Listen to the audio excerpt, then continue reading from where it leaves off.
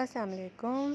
मैं हूं डॉक्टर ज़रताश बुखारी एक दफ़ा फिर आपके साथ। आज हम बनाने लगे हैं चिकन चीज़ क्रोकेट। चैनल को लाइक शेयर एंड सब्सक्राइब करना बिल्कुल मत भूलिएगा और बेल आइकॉन को प्रेस कर दें। तो चलते हैं रेसिपी की तरफ। तो जनाब आधा किलो मैंने आलू ले लिए हैं और इनको आप कद्दूकश से जो है वो ग्रेट कर लें। ठीक है, जो मोटे टुकड़े बचेंगे बाद में उनको अलग कर लें और उनको पोटैटो मैशर से एंड में हम जो है वो छोटा छोटा जो है वो कर लेंगे, सिर्फ इसलिए कि इनमें कोई लंप ना रहे। ठीक है, इसके साथ ही मेरे पास जो है वो है चीज़। ठीक है, मैंने जो है वो चेडर चीज़ लिया है, आप चाहें तो मोज़रेला ले सकते हैं। ठीक है, ये मैंने तकरीबन जो है वो हाफ़ कप चीज़ मुझे इसमें रिक्वायर्ड है आधा किलो आलूओं में। ठीक है, मैं सिर्फ टेस्ट के लिए और उसके लिए अगर आप बहुत ज़्यादा चीज़ डालना चाहते हैं तो आप बेशक 250 ग्राम पूरा डाल सकते हैं। मैंने 125 ग्राम इसमें जो है वो चीज़ ऐड किया है।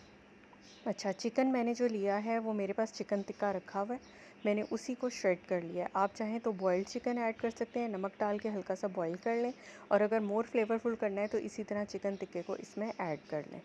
2 टेबलस्पून हमारे पास है कॉर्नफ्लोर, वो इसमें चला जाएगा just for binding and crispiness. और उसके साथ हमारे पास कुछ ड्राई स्पाइसेस हैं जो कि कुछ यूँ हैं कि हाफ़ टी स्पून जो है वो है onion powder, half teaspoon है पेपरिका, हाफ़ टी स्पून है black pepper, half teaspoon है मेरे पास onion powder, half teaspoon garlic powder और हाफ़ टी स्पून है ऑरिगेनो। इन तमाम चीज़ों को हम अच्छी तरह आपस में जो है वो मिक्स कर लेंगे कि ये सब चीज़ें यकजान हो जाएं।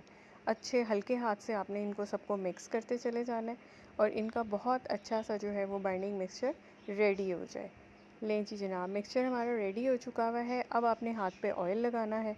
ठीक है, और इससे जो है वो थोड़ा सा एक स्मूथनेस जो है वो किसी भी सब्ज़ी के कबाबों में जब भी आप बनाने लगते हैं, टिक्कियाँ बनाने लगते हैं, क्रोकेट्स बनाने लगते हैं तो आ जाती है। शेप आपकी अपनी मर्ज़ी है, आप किसी भी उसमें बना सकते हैं। मैंने सिलेंड्रिकल शेप के बनाए हैं। इसी तरह बस मैं सारे बना के तो रेडी करती जाऊँगी और आपको दिखाते हैं कि जनाब ये सारी शेप जो है वो रेडी होने के बाद ये हमारे पास सारे आ गए हुए हैं। ठीक है, अब जो इसकी हमने इसको तलना है उसके लिए हमारे पास है स्लरी, जो कि मैंने कॉर्नफ्लोर 2 टेबलस्पून जो था वो लेके पानी में घोल लिया है। हाफ़ कप मेरे पास जो है ब्रेड क्रम्स हैं और 2 टेबलस्पून मेरे पास सफ़ेद तिल है। इनको मैंने आपस में मिक्स कर लिया है। वो लोग जिनको अंडे से मसला होता है उनके लिए बेस्ट मेथड है कि आप स्लरी में डिप करें, क्रिस्पीनेस भी आएगी और उसके साथ बाहर से बिल्कुल क्रिस्प बनेगा और अंदर से सॉफ्ट एंड जूसी। ठीक है, इसको इसी तरह डिप करके और सारों को आपने जो है वो एक एक करके जो है वो डालते रहना है। ओवर क्राउडिंग नहीं करनी, जितने आपको रिक्वायर्ड हैं उतने तलें। इसी शेप में इसी तरह बना के आप इनको इसी स्टेज पे फ्रीज़ कर सकते हैं। ये 2 वीक्स टू 4 वीक्स तक बहुत आराम से रहेंगे। मैंने चूँकि सारा ड्राई स्पाइस यूज़ किया है तो इस वजह से इसमें कोई पानी नहीं छूटेगा। तब को हमने जो है 2 से 4 मिनट आपको लगेंगे इनको अलट पलट करके हर तरफ से इक्वल कलर दे के और आप इनको निकाल लीजिए। ये देखें तेल ऊपर चिपक चुके हैं, बाहर से क्रिस्पीनेस जो है इसकी वो बहुत ज़्यादा एविडेंट है। इसको आप चिली सॉस के साथ, इमली की चटनी के साथ जब चाहें स्नैक्स के तौर पे वो सर्व कर सकते हैं, ईद पे बना सकते हैं और बच्चों के लंच बॉक्स में दे सकते हैं। दुआओं में याद रखिएगा। अल्लाह हाफ़िज़।